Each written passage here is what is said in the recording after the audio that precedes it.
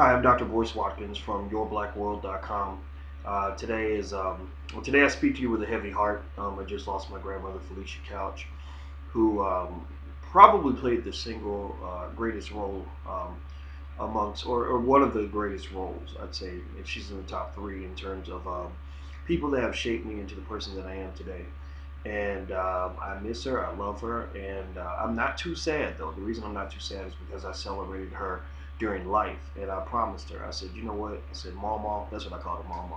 I said, Mama, I want you to know that I'm gonna love you so much while you're alive that when you do finally go, if you go first, I'm not gonna be sad because I won't have any regrets. So I encourage anybody watching to remember that you have to appreciate people while they're here. Don't wait until they're gone to suddenly realize how valuable they are to you. Now, with that being said, I'm going to jump into something else that I felt compelled to talk about this, and I don't know how this is going to play out. I have a good relationship with CNN, but sometimes you just got to tell the truth. I'm really concerned about Don Lemon and his analyses on race. I think that there are times where I've written things where it came off a little angrier than I really was, or better yet, I was angry when I wrote it, but when I sort of started thinking about it and trying to empathize with where he's coming from, I think that his intentions are good. But Don, he keeps talking about race. He brought it back up again this week. He brought it up a couple weeks ago, and he keeps going to this conversation about personal responsibility. And effectively, it seems that much of his argument is centered around the idea that huge racial disparities exist in America primarily because African Americans don't take responsibility for our lives, that we all make bad choices. And I don't disagree with the fact that people make bad choices. It happens every day, all the time. I grew up around white people. I've seen a lot of white people make very bad choices. If you want to see really bad choices when it pertains to drugs and alcohol, etc., just go to a college campus on a Friday night. Then you'll see a lot of really bad choices being made. And what really concerns me about Don's analysis on race is that, first of all, I don't think Don really needs to do this. I mean, he's a journalist. Your job is to be objective. You are a news anchor. I really don't think you need to suddenly make yourself some sort of critic and expert on race. But then again, it's his right to do that. But here's the problem. Don is kind of what he's doing is very, very predictable. And it's predictable in the sense that when you are an African American who has obtained favor from white America, when you've been given a position of power in white America, some sort of important platform from white America, you tend to make arguments in a way that lets white America off the hook entirely, and that sort of piles on and continues to denigrate minority groups. Basically, Don, by sort of focusing solely on this personal responsibility argument and only sort of casually and lightly mentioning the role that structural racism plays in the disparities that exist in America today, is basically supporting and promoting the idea of white supremacy. Basically, what he's saying is that, look, yeah, we know white people are racist. Yeah, we've seen some of that. Yeah, that's happened. But look at you. Look at the things you do wrong. Look at the way you dress. Look at the way you talk. Look at the way you educate yourself. Look at the way you work to overcome the racism that exists in front of you. Yeah. I know you. I know you're right. You're saying that white people are racist. Yeah. Okay, yeah, that's it. But we're not worried about them. We're worried about you. And that's a little bit of a problem because you can't talk about one side of the equation without discussing the other. Just like in mathematics, if I pile all the variables on the left side of the equation and ignore the right side, then I'm really not solving the problem in a balanced way. If I see one kid punch the other kid back, and I simply tell the second kid, you shouldn't have hit him, then I'm not really addressing the whole issue. And let's say he says, well, I only hit him because he hit me first.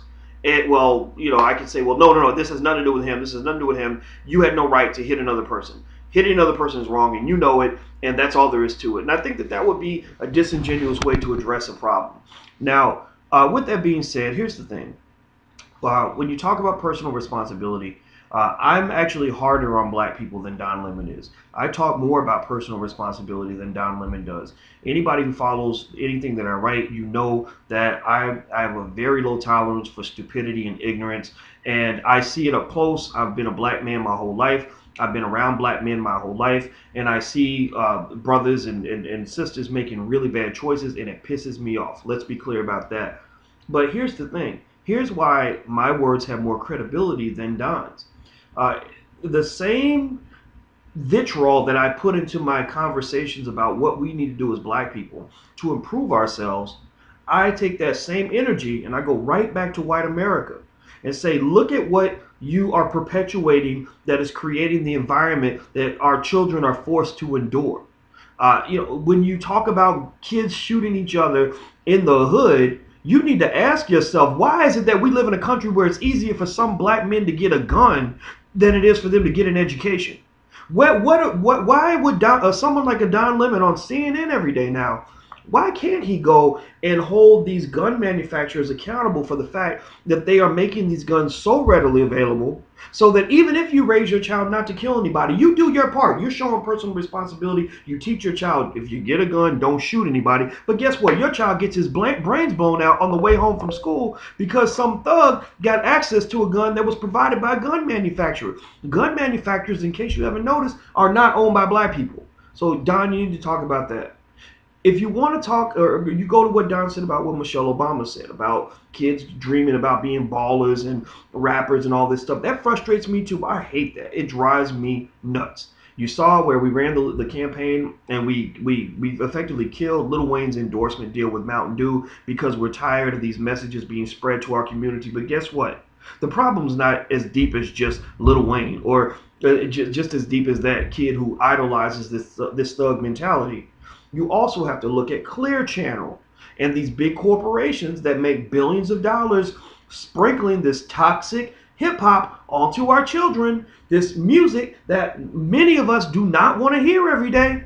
We're calling for diversity in music, yet Clear Channel gives you the same thing in every single city every day. So if every single day our children, in spite of what we're telling them, are getting messages that tell them, oh, you want to get high and drunk all the time, you want to have sex with every girl in the world, you want to go kill another black man, you want to go waste your money, go to the club, throw it up in the air, all this other stupid crap that we're hearing on the radio, what are you supposed to do?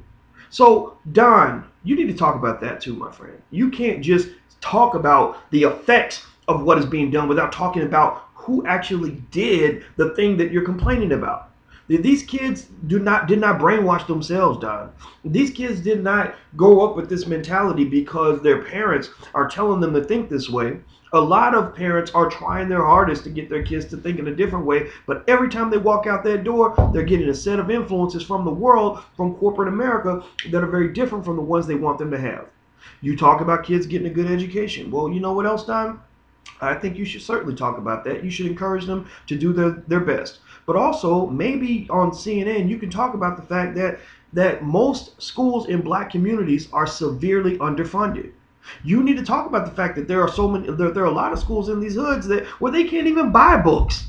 The paint is coming off the walls. They have roaches and rats in the schools. Michelle Obama went to speak at a school in Tennessee, and the staff was angry because they were so excited that the First Lady was coming that they actually put her in an arena that was near the school, but they didn't bring her to the school.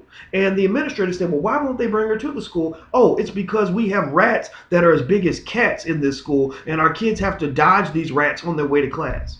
So, Don, I would just say that the problem with what you're saying is not the fact that you're talking about personal responsibility. Shit, Don, everybody talks about that. We all believe in that.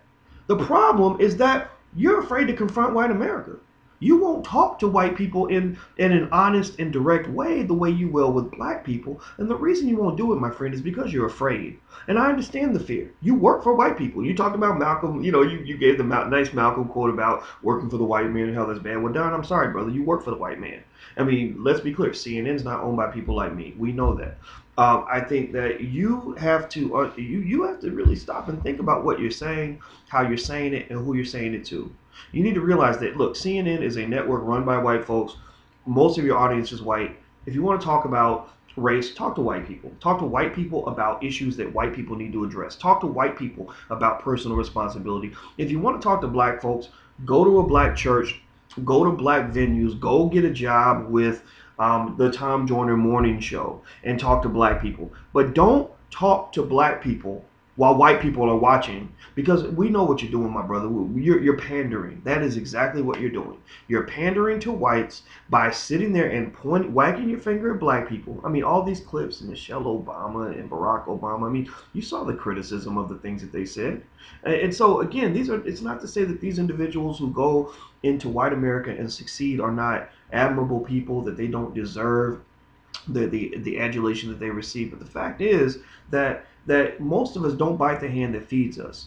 And in the worst case scenario, we are used as an attack dog to continue to further the oppression of those who are in those marginalized groups.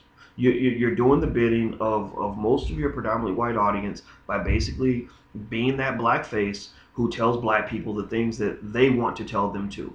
And at the end of the day, the conclusion is black people bad, white people good, and that's kind of what you're getting back to, brother. So if you're gonna do this, if you're gonna have these racial conversations, you need to have it in an honest way. If you don't have it in an honest way, then we're gonna have to tear you apart, brother, because this is absolute nonsense, and it's a continuation of something that we dealt with for the last 400 years. Talk about personal responsibility, but remember that personal responsibility starts with you. Take personal responsibility with your position and your role in the perpetuation of white supremacy by speaking up to whites as much as you speak up to blacks. If you don't do that, then everything you say has almost no value to the world. And that's my opinion on what Don Lemon had to say. I'm Dr. Boyce Watkins from Your Black World. Please take care. God bless and have a wonderful day. I'm gone. Peace.